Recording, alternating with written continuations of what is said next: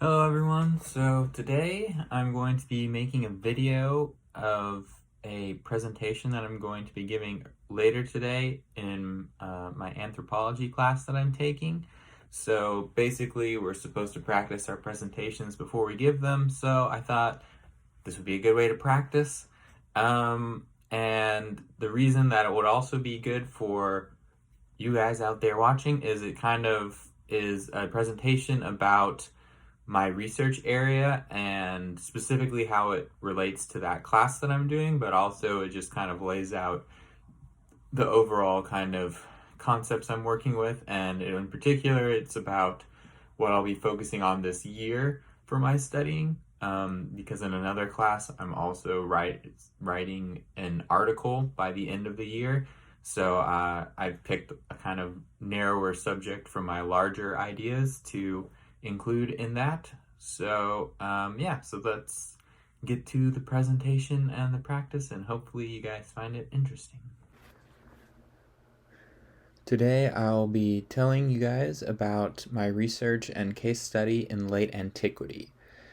So in order to do that, I'm going to outline some of the approaches that I use in my research up to this point, and also talk a little bit about what exactly late antiquity is and how it relates to my case study.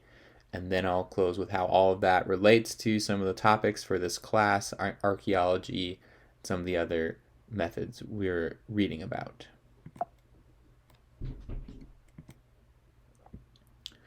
So, first, my background for my master's was in intellectual history. Sometimes it's similar to history of ideas, but basically, what you're trying to do with intellectual history is to understand how words or terms or concepts were understood by an author and an audience in a particular time period of history. So it's contextualizing documents is often what you could summarize it as. Something that's sort of useful as a comparison or an analogy was countermapping, which was talked about in one of our articles that we read this week. So, just as the Mayans could use different classifications for material artifacts than modern archaeologists, in the same way, words or concepts or terms could have been used differently in different time periods, and they would have had different connotations, different understandings than maybe we are used to today. And so, some famous examples of books that go along with intellectual history, if anyone's interested, is so R.G. Collingwood wrote a book that was called an autobiography, which was kind of just tracing his own intellectual development in the early 1930s, I believe, or 1920s and 1930s. So this was a very early work, kind of talked about a lot of the foundational concepts for intellectual history. And then a more modern work from a historian named Quentin Skinner. He wrote in 2 volumes The Foundations of Modern Political Thought, which kind of is an example of this type of history where he goes through different concepts revolving like what a country is, what a like what liberty means and how that's changed over time. And you can read that if you're more interested. All right, so late antiquity, it's not a easily defined kind of category. So it was mostly the term was largely brought into academics in the English speaking world in the 1970s by the historian Peter Brown, which is where he really kind of emphasized that there is a period that is different than the classical Roman period, and it's different than the Middle Ages, and this period has been called late antiquity.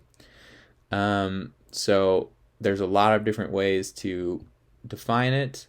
Geographically, like what area is involved, it's usually focusing on the different territories that made up the Roman Empire, the classical Roman Empire. As you can see in the map over there on the side, This is a map from about 395 AD, where you see the red is the Western Roman Empire and the purple is the Eastern Roman Empire. So any territories within that scope can be considered for late antiquity, or territories adjacent to it. Those are typically the areas that people are studying if they're talking about late antiquity. So the differences in the time period can be pretty vast depending on who you're asking or who is studying this time period.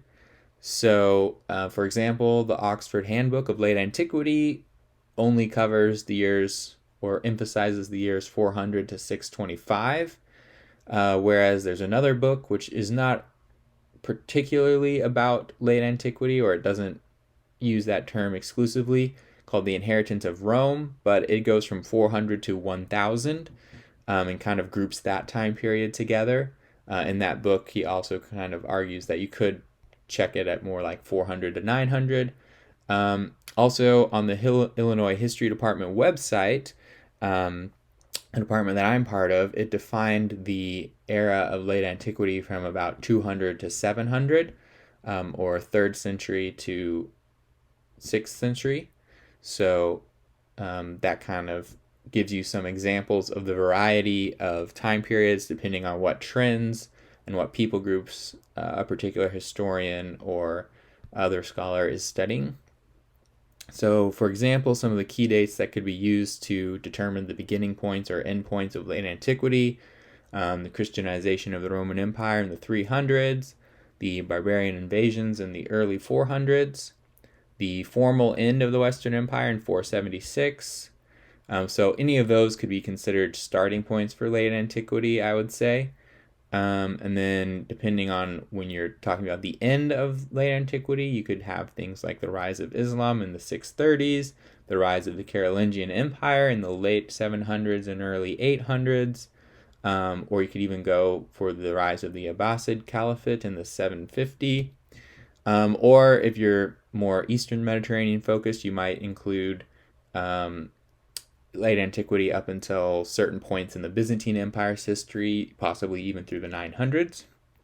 For comparison, for something that my classmates, might be more familiar with, if it's easier to remember, you can just think of the late antiquity in Europe roughly corresponds to the classical Mayan period.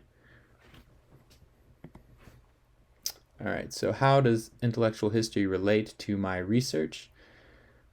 So with my emphasis is on kind of thinking about different ideas and in intellectual history for my background. So the time period that I'm looking at is the invasions, kind of. So I'm going to be focusing mostly on the 5th through the 7th centuries.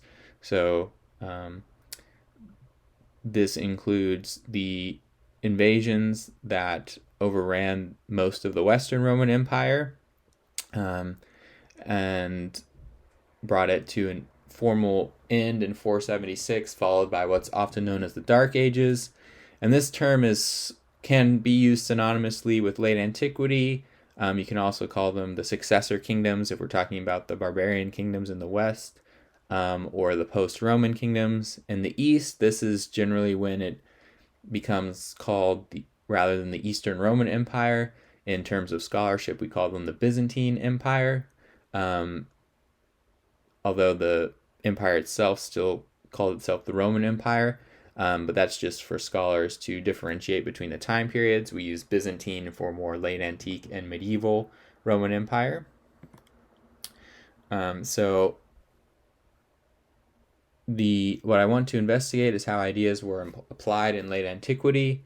So that includes things like identity, how they were thinking about different philosophies, how they were socially organizing. So that includes things like different jobs that people might have had, how they were organizing around those concepts, or around their concepts of place and identifying with a particular region or kingdom rather than a job. So an example is if in Italy, which had been conquered by the Goths, there was a Christian priest who was himself considered himself to be a Goth. How might he be thinking about things differently or making decisions differently than a Greek-speaking Roman who is also a Christian priest but who lives in Egypt? So, kind of thinking about, did the identity of the priest come more from his role as a priest, or did he see himself more as a Roman first, or was there different interpretations of what these roles were depending on where they were and what kind of people group they identified with? So these are kind of things that could lead to different practical decisions, which is really what I'm interested in. You could also have other examples, maybe of like military people. How did they change their plans or strategies depending on some of their backgrounds from any of these various identities or philosophies or social networks? So, for my particular case study that I'm going to be focusing on for this year, is looking at the city of Cordoba in Spain, or Corduba, spelled a couple different ways, but basically this was part of the kingdom of the Visigoths, who had conquered most of Spain in the 400s and like later 400s, early 500s, but their power kind of dipped in the center of that century. So the mid 6th century, their power kind of dipped, and as you can see from the map over there, some of the territories that are yellow are independent of the Visigothic kingdom, and the green is another kingdom as well of a different barbarian tribe. And the purple down there is actually some of the Eastern Romans who had managed to kind of reassert some authority in the West. So you see Corduba is the yellow circle in the bottom center there. And so this is kind of a city that was ruling itself independently at the time. So there's not a lot of sources that deal directly with this city.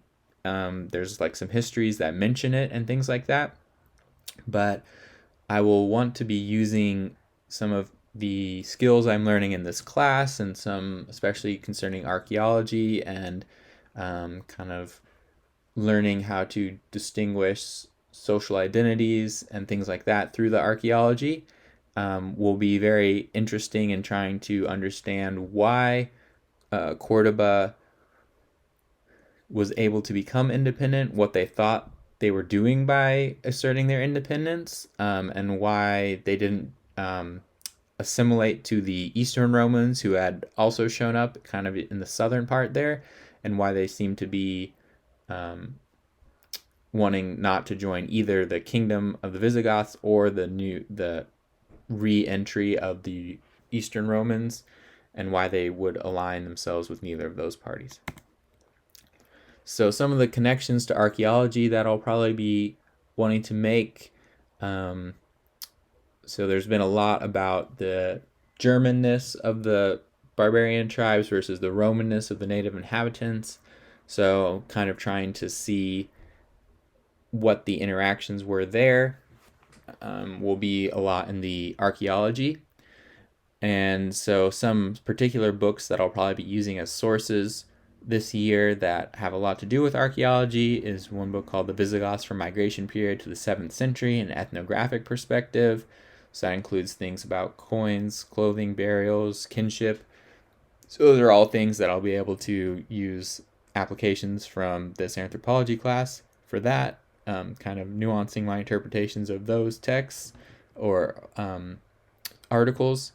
And also another book, The Iberian Peninsula between 300 and 850, an archaeological perspective. So this kind of covers all facets that we're talking about in this class, so that will be really interesting to compare with some of the things we're learning here. Also, objects in context, objects in use, material spatiality in late antiquity. So that kind of reminds me of some of the other articles we've been using so far, talking about how spaces can be looked at as assemblages, can be looked at as not just a space, but what is the space used for? How do people relate to that space? So yeah, so thanks. So this is my study and how it relates to what we're talking about in class. All right, so that was my presentation. I made a few adjustments after that practice, but I think overall it went pretty well. Let me know if you have any questions or comments about what I'm studying or anything else. Yeah, thanks for watching, and feel free to like the video or subscribe, or not. I'm mostly just doing this, like I said, for practice and my own benefit, so hopefully it also benefits some of you guys. Thanks.